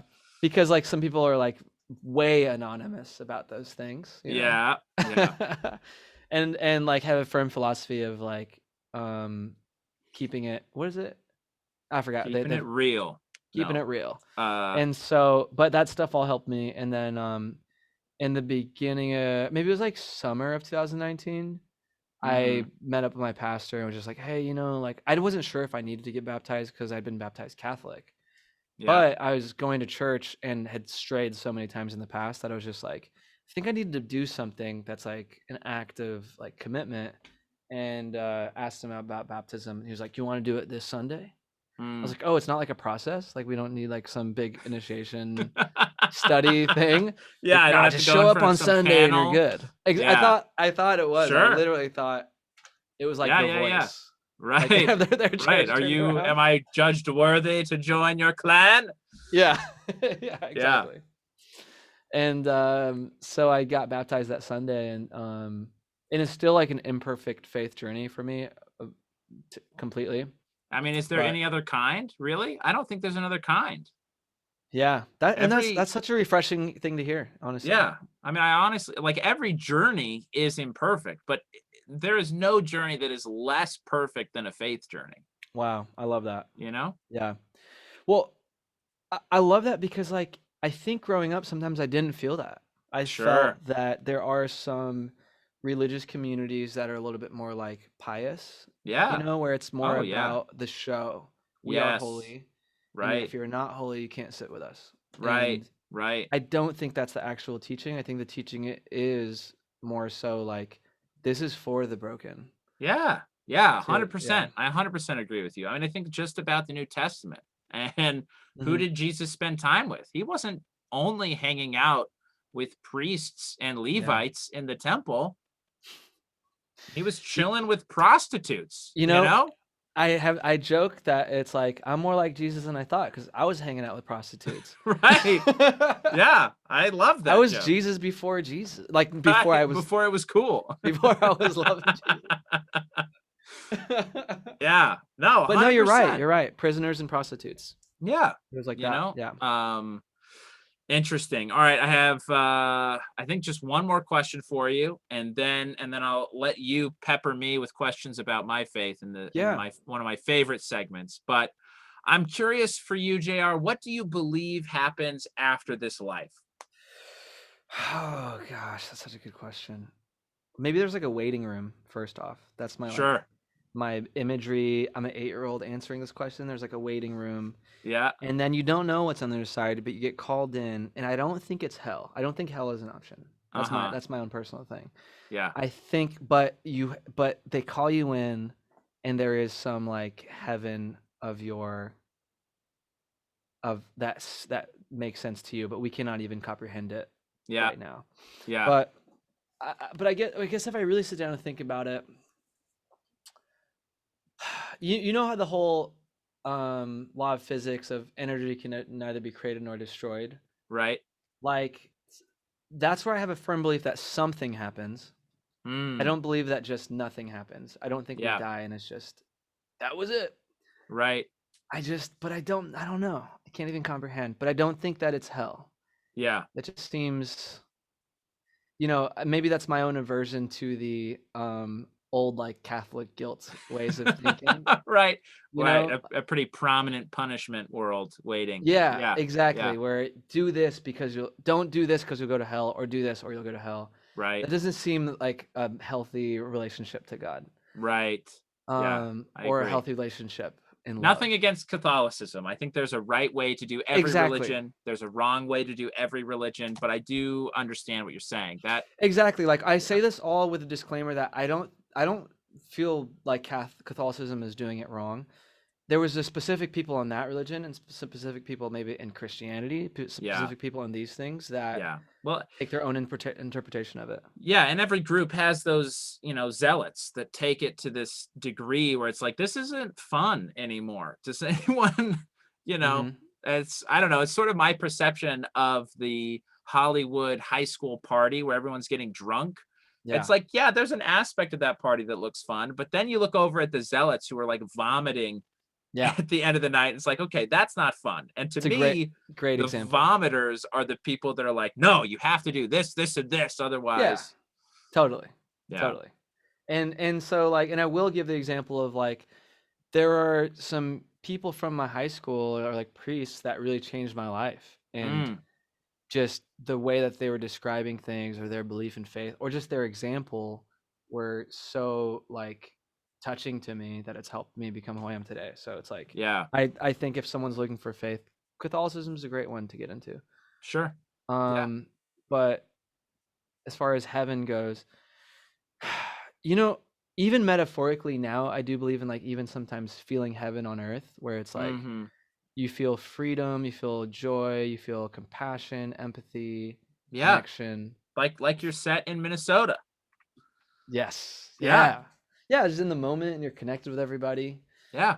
And I feel like it's an extension of that to like the most extreme, whatever it would be.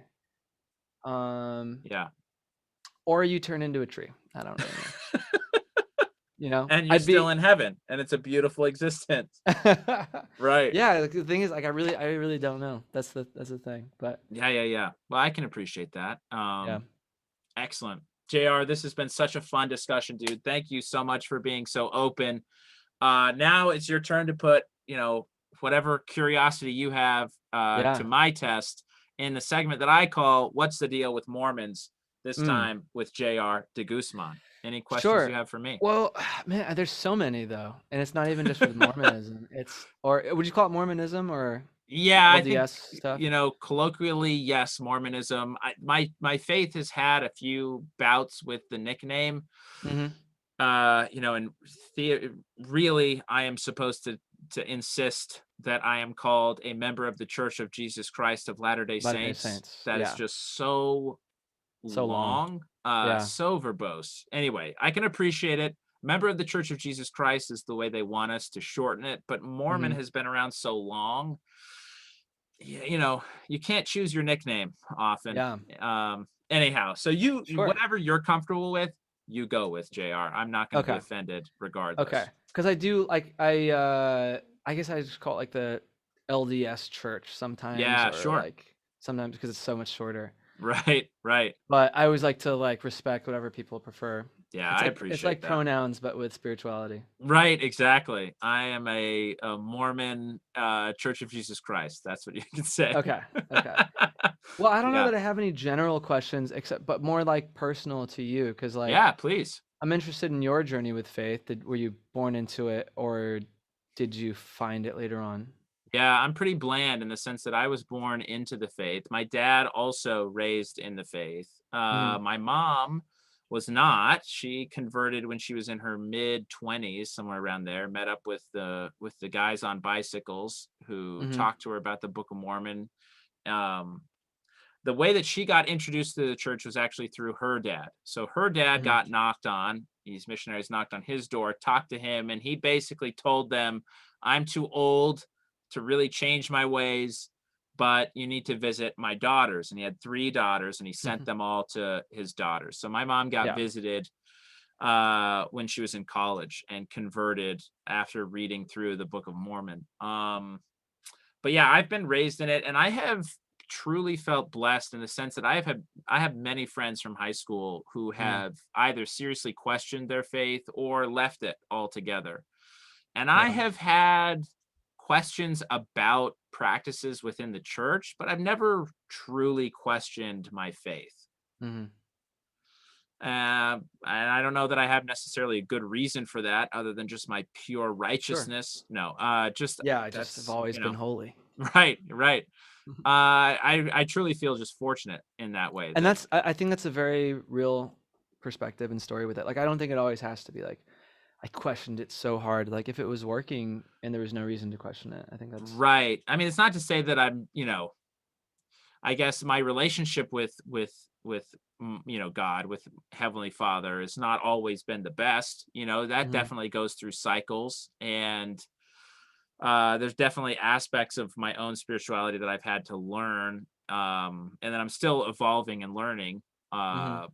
But as far as like formally or informally leaving my religion, no, never.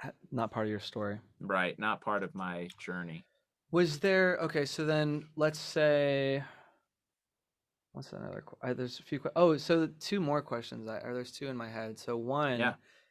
is I guess what is your perspective and then also the church's perspective on like interfaith as far as like other religions and other spiritualities and stuff like Islam, Judaism, Christian, Yeah. Catholic. Uh, so I guess my thought is, God talks to us all in different ways. I do firmly believe truth comes from one place, and Mm, that God, our Heavenly Father and our Heavenly Mother really want us to come all back to them. Um, I think they use different vehicles to do that. I think Catholicism is one. I think Hindu is another. You go through I think Islam is another. You can go through every major religion. I think they all have aspects that really relate and parallel each other.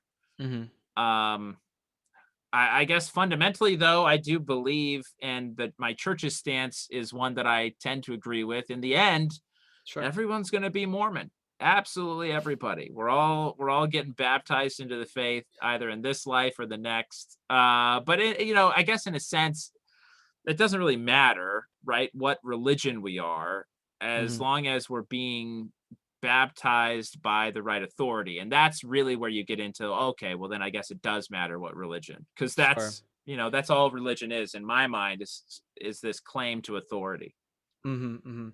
Yeah, because I do well I don't know this super well, but when I was in Utah, I saw it was like the family history library. Yeah, yeah, Is that what it is? yeah. In Salt Yeah. Lake. Yeah, in Salt Lake. And so I Uh-huh. know that's an important thing too to trace your genealogy in order to like also like baptize people in the once they've passed as well. Right. So in Right. order for like, would the word be that you would use salvation, or is it a different word? Man, so salvation is sort of for us a general, like you make it into heaven kind of word. Mhm. Which yeah, you have to be baptized in order to have that happen. So I Yeah. think in that sense, yeah, you're 100% right. Okay. Yeah, Um, stuff is so interesting to learn yeah, about. Cool. That's a cool perspective. And then it's like I feel like, oh, I want to ask like all these questions. There's so many, but sure. so I guess then where does morality come into play for your church and then also in your life, as far as like both with like talking on stage with comedy, but like sin, like if Yeah. whether it's I guess like what is the attitude towards sin in that as well? Those are like they seem like separate questions, but they came in together. Yeah, I think I understand what you're saying. The way I've thought about this question, if I understand you right, is Hmm. is I don't view myself as putting on some sort of how can I put it? Like, okay, so we all have a persona that is on stage, right? Hmm. That's an aspect of ourself or just a character that we portray. I guess the way that I've felt most comfortable performing on stage is a somewhat exaggerated version of myself.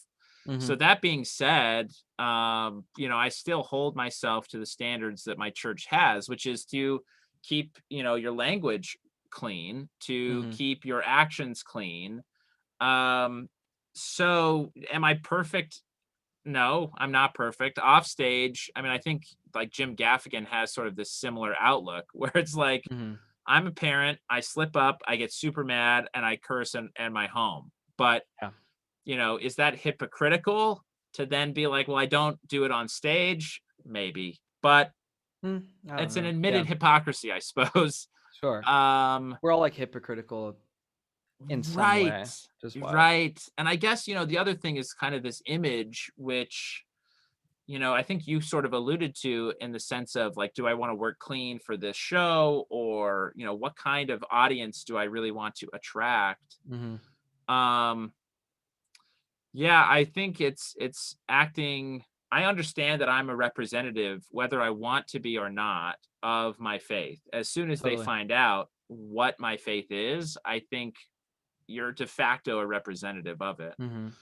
And I don't want people to be like shocked in a bad way. I want them to be shocked in a good way. You know what I mean? Yeah, they're surprised that this person believes this, 'cause this isn't what I thought, but and it's good. So it's like a Right. good In a example sense, where it's they may like, want to check it out. yeah, like, oh, that makes sense that he believes that. I can get that. As opposed to being like, oh, but he says this. Like he really believes this. That's Hmm. crazy.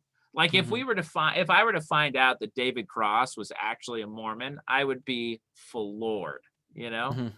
Sure. Or Ricky Gervais. Like if one day we found out Ricky Gervais was truly a Christian, it'd be like, what? And I wonder about the effect of that, because would it be, for me, I feel like seeing them and finding out that they're Christian, it would be a huge shock, but I'd be intrigued. Right. I'd be like, Yes. okay, let me see how this connects. Yeah. Although I feel like that, I don't know his story, Right. but But to get like say a Dave Chappelle or like a Brian Regan and be like, "Oh, they have a true like religious bent to them," mhm, that would make sense to me. I'd be like, "Oh, sure, that's cool. I can see yeah, that." yeah. Is Chappelle? He goes to a certain church. I don't know, honestly. Okay. I feel like there was something about his faith recently, maybe within the last few years in the Oh, news, is it but I like don't know. Islam? Yeah, something like that. Something I like think he that. I may have come forget. out as that, but I Yeah. don't really remember. Okay. Um, so in that But yeah, back sense, for your thing. Yeah. yes, I do feel this pull to act or at least joke about certain things in a certain way on stage, but that doesn't necessarily feel contrived to me because that is Yeah. a way that I try to live my life, even though I Hmm. don't quite achieve my, potential or expectations all the time, which I guess in Yeah. that sense it's not hypocritical, right? It's like, well, this is my goal. I'm really trying to achieve It's that. I'm authentic not to your voice. right. Exactly. Yeah. So that all being said, I have had the same struggles that I think you might have, currently in inviting like a pastor or some of the congregational members to a show that you're on, when it's like, Mhm. I'm not the only one performing. So, I've done the bringer shows at the Comedy Store where I gave everybody, the only people I really knew were people in my faith. So Yeah. I had to bring 10 of them. And it was like, okay, I'm only going to be up there for 5 to 6 minutes. And I can Mhm. tell you that I'll work as clean as I can, but I'm not going to make any sort of guarantee for anyone else on the show. Totally. And, I had some really good friends that would come out and be like, it was okay. And others being like, at least you were clean, but like, I don't know if I can come back because everyone else wasn't that clean. Interesting. Yeah. So, So how do you, I mean, so what's the like level of, do you feel like you have a different level of strictness or like conservativeness with like comedy and your religion than others? Or within my like, own faith, yeah. yeah, I think I'm definitely on the more liberal side for Mm, sure.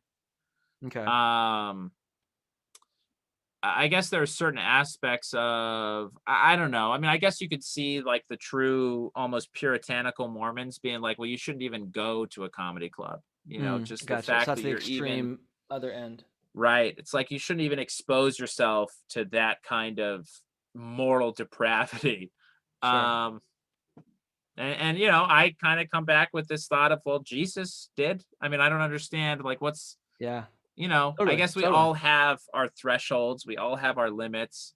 And for whatever reason, you can call it pride, whatever you want. I feel like Mm, I can be in that world and not be, tainted to the point where I become like that. You know what I mean?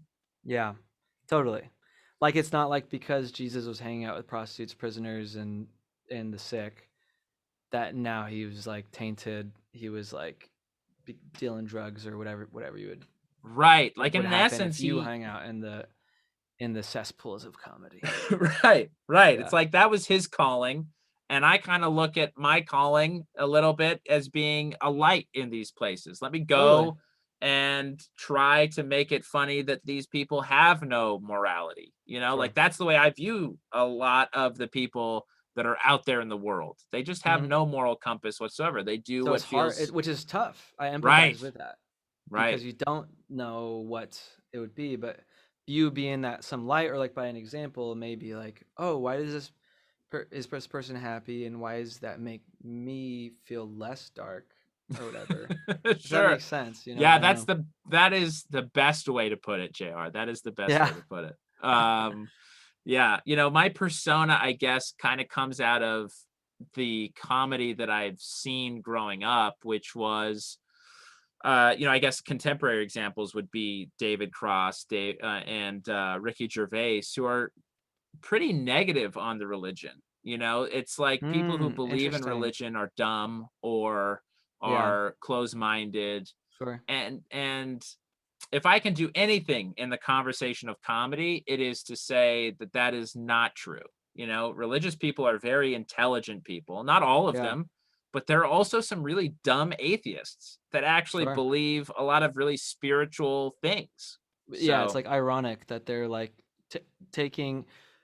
There's some contradiction, like because atheism is also like almost as passionate as a belief as some religion. right.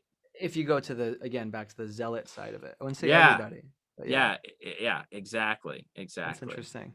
So, So wait, you said that you grew up with like David Cross and Ricky Gervais? no, I did not grow. No, I did not grow up with them. Oh, I'm just saying those are contemporary examples of what I perceived when I watched stand yeah, up gotcha. of this like negative bent on And you want to religion. do the obvious opposite. And Okay, I want to gotcha. try to do the opposite. Yeah. I see what you're saying. Okay. Yeah, because Yeah. has there ever been comics that you've like disagreed with in some way but enjoyed Oh, like I that? think both. I think David Cross is hilarious when he's Yeah. not like I think he does get into some sort of hateful tirades depending on the Mhm. bit. But Yeah. in general, hilarious. Gotcha. Ricky Gervais also very funny. And Louis C.K. in his last special, and he's not been very closed about how anti-religious he is either. Mm. Um And it's not as like anti just so much as like, well, isn't that silly? That's more kind of, I think, Sure. his Sure. tenor on it. Yeah. Yeah. All very funny, very talented comedians, you know, Mm-hmm. but yes. I definitely find people hilarious and still disagree, you know. Gotcha. Gotcha. Okay. I'm I trying to guess think for of. me the problem is when I think it's coming out of a place of ignorance, Sure. you know. It's just like talking about race. There's stereotypes, and there's actually true like cultural Right. ways to understand it. Right. Right. And I'd say the missing link is ignorance, just like with Yeah. this. Yeah. Yeah, exactly. Because yeah. Anyways, instead of commenting on it, I want to hear more of your things. No, no. Any comments you have are much I was gonna say appreciated. because anything can look silly, but if you start to understand like the real human justification of someone's belief, you can understand it. I think we can understand everyone's story, um, Yeah. atheist or believer. Yeah, 100%. Yeah, But 100%. All it takes is a little bit of context, you know, some listening and context. have you gotten like pushback from your church for anything, like whether it's comedy or even other? Yeah, I mean, certainly Or not yeah, anything formal either way. yeah, And you know, people within my congregation have been really supportive. Um, so no, I haven't had anybody come up and be like, "Hey, you shouldn't be doing this." yeah, And I'm not nearly. Maybe one day I'll be well known enough to where general authorities are commenting a little bit about, "Hey, you know, yeah, you yeah, yeah. That's you should fine. either calm this down or something." But no, no, It's been nothing fine. like Yeah, that yet. gotcha. Yeah, I'm trying to think of what else, like because I almost feel like it's. I guess like I don't know what to ask because I don't know what I don't know. But Sure. well, do you have a understanding of like the afterlife for yourself that you believe in? Oh yeah, 100%. I mean, I think when you said waiting room, I was just like, dude, JR, all you need are two of my friends to come to your house, my man. And Yeah. so yeah, in Mormon theology, the uh, what we understand the afterlife to be is immediately after death, we go to this place called either spirit prison or spirit paradise, which are not necessarily physical different places. We think it's mm, all in this world. It's just a state of being, right? mhm, So mhm, so the baptism is what allows us to move from a spirit sort of prison state, which is kind of feeling trapped, right? Or like, oh, I should have done X, Y, or Z in my life. And one of those things is definitely being baptized to a space of spirit paradise, which is a more hopeful outlook on the rest of eternity, right? This mm, idea of, oh, I can progress. There's something else that I can do. So that's kind of the waiting room until, you know, resurrection and judgment. And then when we are judged, which I believe is going to be a pretty personal event, mhm, one that's probably just going to be between us and Jesus Christ. And I think Jesus Christ will just be like, hey, you kind of know where you're supposed to end up, right? And we'll mm, be like, yeah, I kind of know where I'm supposed to go. mm, And Mormon heaven and hell is kind of what you described in the sense that we believe this traditional idea of hell as being very small, right? As far as population goes, yeah. and heaven being really, really big, and that there are sort of three states of being in heaven. So these three kingdoms of heaven, I don't know if you've heard any talk about that, but Mhm, uh what we believe in being like the highest of heavens is exaltation, which is where men and women are together and they're making planets and making mm, mm, spirit babies that go down to those planets mm. and essentially continue the cycle that we're in right now. Gotcha. Yeah. It's like the hugest form of like creation. You get to be a part of Yes. creation in some way. Yeah, Interesting. exactly. It's cool to Exactly. So hear it and this like try to understand it. Um, Yeah, so this is why I say there's so many, you know, parallels depending on or regardless of which religion you look at, right? So if you look at like Hindu with nirvana, where you become part of the whole, to me, that's like, well, that's it. That's how we become you're part part of of, creation. yeah, you know? Yeah. Yeah, it's a great way because I think it's easy for people to start to like just try to like because this isn't the way they see it, it's crazy or something. Right. But then when you try Right. to find similarities in order to understand it, it's like, oh, that's like I can see it. Yeah, yeah, Because yeah, exactly. It's like, oh, I understand it this way. They might understand it this way, but at least I understand yeah, why, the appeal of the idea. yes, yeah. Yeah. That's cool. Yeah, it's like the unifying thing, like being part of creation is like the highest form of Yeah. joy or spirituality. So you're in this Right. thing. And I think some people think of my faith as truly like American, not I mean, a big part of it is because Joseph Smith was Was born in yeah, New York and was our prophet of the restoration, but yeah, there's a very like strong sense of identity and sense of self mm, throughout Mormon theology, which is not something that is really valued in other cultures, for better or mm, for worse, right? Like it's a very American idea to be like, oh, well, I am important, mm-hmm. and That's it's not interesting just too. me as part of a What is collective that's that? What is important. that philosophy? Like, what is that? What Uh, does that come from, or what's the like belief in that? I'm interested because I don't know if I know that part of it. well, I think it's just it's just a common theme. It's not necessarily like, I guess what I will say is we believe that we had and existed individually before this life as intelligence. So there was something unique about us that was unique in us for forever and eternal, right?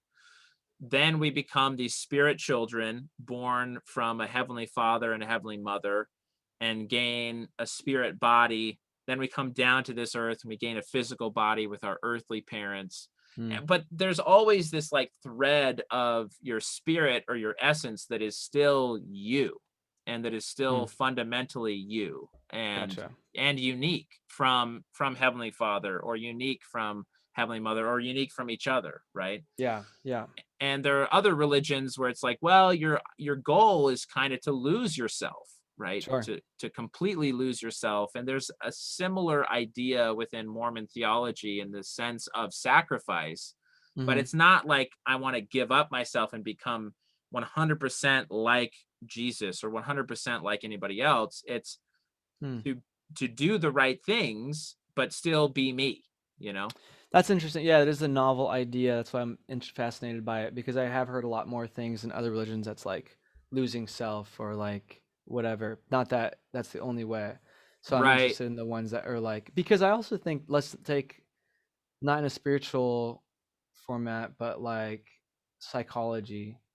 Even they say like when you're of service or something, it gets you out of your own worry. Yeah. But then there's also a truth to the point of what's the metaphor of you put your own mask on before you put your kid's mask on the Oh, airplane. sure, the airline. Yeah. Yeah, like you do stuff to take care of yourself, and Yeah. so it just seems healthy to have that thought. So I'm interested in a religious context how they celebrate a sense of self because it's one that I don't hear all the time. Yeah, I think I mean, the way I've thought about it is more in the idea of spiritual gifts. Hmm. So, we're given certain attributes, certain lights, certain gifts that, like this light, don't hide your light under a bushel. Yeah, To and I love me, that idea. Yeah, it's like, well, that's your essence, right? Like that's certain aspects of yourself that are truly good and that probably aren't 100% like anybody else. And sure. that's why it's your light. Hmm. It's part of what makes you you and allows Heavenly Father to work with you Yeah, to bring it's almost others like to a him. disservice to be ashamed of your light of your gift. Yeah, Whereas, you exactly. should celebrate it, and yet and it's a thing, like, to work on because I think it can be seen we can feel, "Oh, I'm being cocky," or "I'm being this or that," Right. and we're taught to, like, put the Yeah. bushel over our light or make ourselves smaller. Yeah, and I think we do that in the sense of like, don't take glory to yourself, push glory to God, right? And Mhm. yeah, but there is this weird kind of juxtaposition or I guess dichotomy in like, yes, I do give glory to God for what he has helped me do, but Mhm. I still had the motivation to do it. I think we can be proud of things that we have accomplished with his help Yeah. and acknowledge his help. That's what I think Mhm. is most important. Yeah. I love that. I love that. Well, I have to run for the next thing here in a second. Yeah, but man. I wanted Dude, to you've ask. taken more than enough time with me. I really Well, I was gonna ask one more appreciate it. question. Do you Yeah. feel like you know what your like spiritual gifts are? Whew. Tough one, huh? Right. That's a great question. How can I do that? I mean, how can you do this without bragging? I'm so humble. I'm like the Yeah, most those are your humble gifts. person I know. Yeah, Um, I'm very wealthy. Is that a spiritual right? gift? I think I know how to marry wealthy and intelligent Dude, people. that's a That's skill. no, I think one of my spiritual gifts is making friends. And I Mm, really think that is something that I am good at and that is cool. truly a gift because it's a hard thing to learn Yeah, how to make friends. So, yeah, that's awesome. but I don't know, you tell me, JR, how Yeah, good I am didn't I? feel that at all for Yeah, you. well, I guess you just need to repent or I need to repent. I It's don't know. my It needs fault. You're like, this is my light. This is This something is wrong with it, you. dude. Yeah. No, I could JR. see that. I could see that because after the show, you're very personable, and I felt like easily, connected with you, and so it's like I could definitely see that as like as a spiritual gift. Yeah. Well, And thank here you we so are. much, man. Here we just And here we are are, dude. conversing. We finally made it happen. I'm so excited to get this one out and out to the masses. Where can people find you? Anything you want to tell them to Um, see or let's to check see. out? You can find me online. That's for sure. Yeah. Instagram JRDGUZ. Facebook just JR De Guzman. TikTok JRDEGUZ. Yeah. And then YouTube JR De Guzman. And jrdeguzman.com, which is where you can Yes, find all of the handles and upcoming exactly. shows, which you're starting to get back into, which is fantastic now that the world is opening back up. JR, this has been so much fun, man. Thank you so much for doing this. Thank you. This is a blast. I was really looking forward to doing this. Yeah, so was I. Yeah. And I'm so glad that it worked out as well as it did. I mean, this has just been a great conversation. Yeah. Oh, also, every time I'm looking over here, I'm looking at you. I just need to clear Yeah. that up. No, you're good. I've been You didn't trying to like know.